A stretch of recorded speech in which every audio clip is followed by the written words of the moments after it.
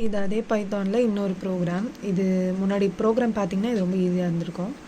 To view the nth Fibonacci number. நம்ம முதல்ல ஃபெபனாசி சீக்வன்ஸ்னால் என்னென்னு பார்த்துட்டோம். இப்போது nth ஃபெபனாசி நம்பர் என்னது, அதாவது நான் எந்த நம்பர் கொடுத்தாலுமே எனக்கு அதோட வேல்யூ என்னென்னு நீங்கள் கொடுக்கணும். அந்த மாதிரி இதை நம்ம ஃபைண்ட் பண்ண போகிறோம். எப்படின்னா, இப்போ நம்மளுக்கு முன்னாடி சம்மே தெரியும்ல, n1 வந்து 0, n2 வந்து 1 அப்படின்னு கொடுத்துருவோம்ல. அப்படின்னா n3 என்னவாக இருக்கும், 0 + 1 வந்து இது ரெண்டுத்தையும் ஆட் பண்ணானா இந்த நம்பர் வரும். ஸோ 0 + 1 வந்து 1. நெக்ஸ்ட் n4 வந்து என்னது, 1 + 1 இருக்கும். ஸோ 1 + 1 எனக்கு 2. இப்போ அடுத்தது n5 என்னவாக இருக்கும், 1 + 2 which is equals to 3. அந்த மாதிரி போயிட்டே இருக்கும். ஓகேவா? இப்போ நம்ம என்ன பண்ண போகிறோன்னா, இப்போது எனக்கு இப்போ இங்கே செகண்ட் நம்பர் கொடுத்தேன்னா இங்கே என்ன வேல்யூ இருக்குது அப்படின்றத நான் ஃபைண்ட் பண்ண போகிறேன். இப்போ n3ல் என்ன வேல்யூ இருக்குது, 1 இருக்குது. ஸோ ஆனால் அது இப்போ n7ல் என்ன வேல்யூ, n9ல் என்ன வேல்யூ இருக்குன்னா எனக்கு தெரியாது. நான் இந்த சம் ஃபுல்லாக போடணும். ஆனால் இந்த ப்ரோக்ராமில் இப்போ நான் 9ன்னு கொடுத்தேன்னா n9ல் என்ன வேல்யூ இருக்கோ அது எனக்கு கொடுத்துரும். ஓகேவா? இப்போது எப்படி ப்ரோக்ராம் பார்க்கலாம். First definition of Fibonacci n. ஓகேவா? இதை வந்து போட்டுக்கணும். இதை வந்து எதுக்கு மோஸ்ட்டாக யூஸ் பண்ணுவோன்னா, இப்போது இன்புட்டை ஃபஸ்ட்டு வாங்கிட்டு அதுக்கப்புறம் ப்ரோக்ராம் பண்ணோன்னா இந்த டெஃபினேஷன் மோஸ்ட்டாக தேவைப்படாது. இதே வந்து இன்புட்டை கடைசியாக வாங்கிட்டு ஸ்டார்டிங்கில் ப்ரோக்ராம்ஸ் போட்டோன்னா, லைக் ஸ்டார்டிங்லேயே அந்த கண்டிஷன் அதோட ப்ரோக்ராமோட லாஜிக் பேஸை போட்டோன்னா இப்போது நம்ம டெஃபினேஷன் ஆஃப் ஃபெபனாசி n அது மாதிரி போடணும். ஓகேவா?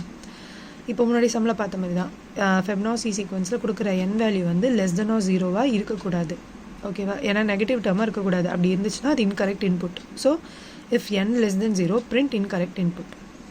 if n equals to 1, இப்போ நான் n equals less than 0 கொடுத்தேன்னா எனக்கு incorrect input கொடுக்கும். ஒருவேளை n is equals to 1 அப்படின்னு கொடுத்தேன்னா, therefore 1 equals to 1 தானே, n1ஓட வேல்யூ நம்மளுக்கு என்னன்னு தெரியும், 0ன்னு தெரியும். ஸோ ரிட்டர்ன் எனக்கு 0ன்னு ரிட்டர்ன் ஆகும். if n equals to 2, இப்போ நான் 2 கொடுக்குறேன் which is equals to 2 தான். அப்போது n2ஓட வேல்யூ வந்து என்னது, 1.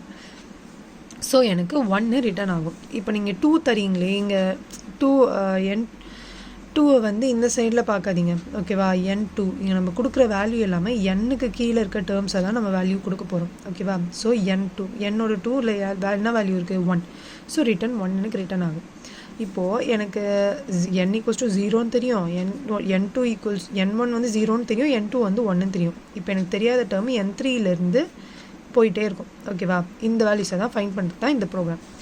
Else return Fibonacci of n-1 plus Fibonacci of n-2 பண்ணோன்னா நம்மளுக்கு என்ன வேல்யூ தெரிஞ்சிடும். இப்போது நான் சும்மா n equals to 4 அப்படின்னு நான் எடுத்துக்கிறேன்.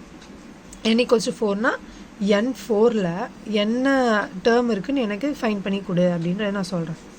இப்போது n1 இப்போ நான் 1 கொடுத்துருந்தேன்னா எனக்கு இந்த எலிஃப் ஸ்டேட்மெண்ட் வந்திருக்கும்.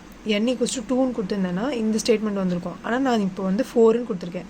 ஸோ அது எல் ஸ்டேட்மெண்ட்டில் இங்கே ரிட்டர்னுக்கு வந்துடும். ஸோ 4 minus 1 வந்து என்னது, 3. ஸோ ஃபெபனாசி ஆஃப் 3னா n of 3. தென் இப்போ ஃபெபனாசி ஆஃப் n-2. n வந்து இப்போ என்னது, 4 minus 2 வந்து 2. So n of 2. இப்போ n of 3 plus n of 2.